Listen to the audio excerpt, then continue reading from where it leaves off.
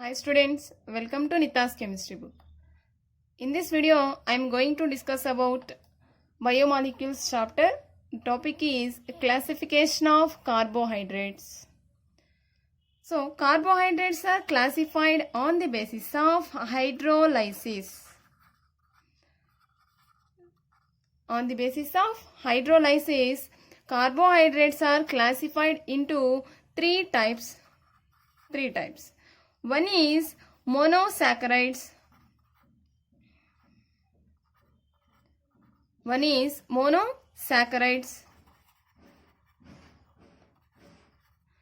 Second one is oligosaccharides.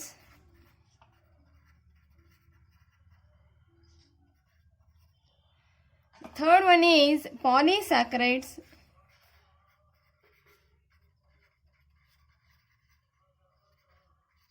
Let us see one by one. Here mono indicates one, poly indicates many. So already meeku telusu mono means one, poly means many. But oligosaccharides means it gives 2 to 10 monosaccharides. Let us see one by one. Okay. Monosaccharides does not undergo hydrolysis. Monosaccharides does not undergo hydrolysis. So ఏ carbohydrates అయితే హైడ్రోలైసిస్లో participate చేయవో, hydrolysis జరగవో వాటినే monosaccharides అంటున్నాం. The carbohydrates which does not undergo hydrolysis are considered as monosaccharides. See for example, glucose, fructose. Glucose, fructose are well-known examples for monosaccharides. Let us see oligosaccharides. On hydrolysis,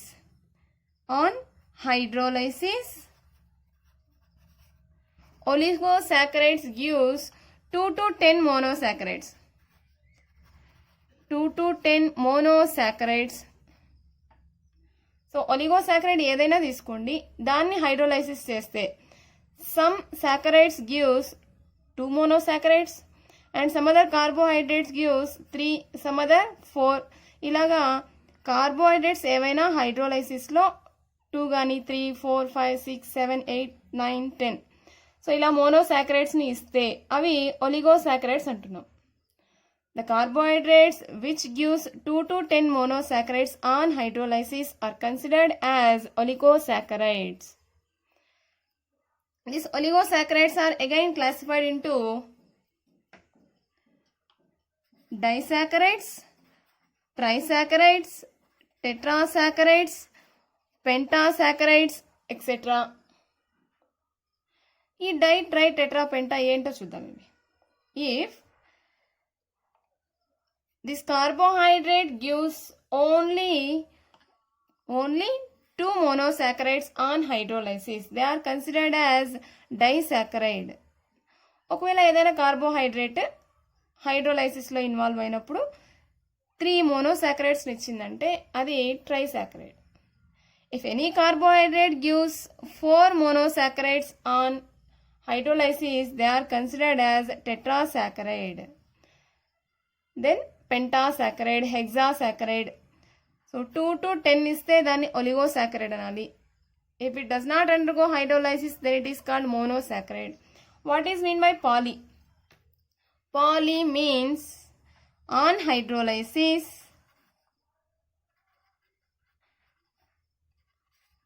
any carbohydrate give more than 10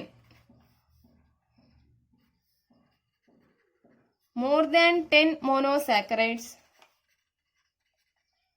More than 10 monosaccharides, then it is considered as polysaccharide. 2 to 10 ఇస్తే oligosaccharide అని. దాంట్లో స్పెసిఫిక్గా di, tri, tetra, penta etcetera ఉన్నాయి.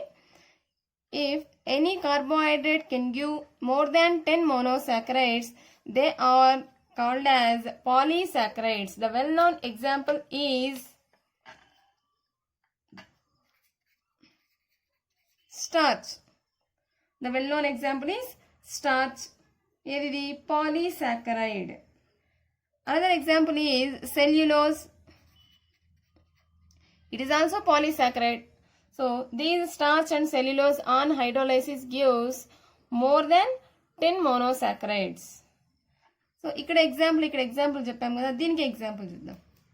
For disaccharides the best example is sucrose. మీకు సిలబస్లో ఉన్నది కూడా sucrose, lactose, maltose ఇవన్నీ ఉన్నాయి. Sucrose, lactose, maltose etcetera.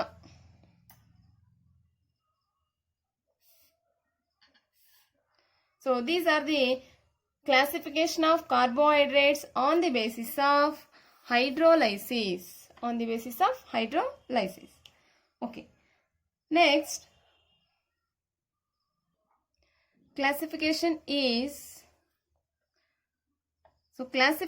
of carbohydrates based on functional groups.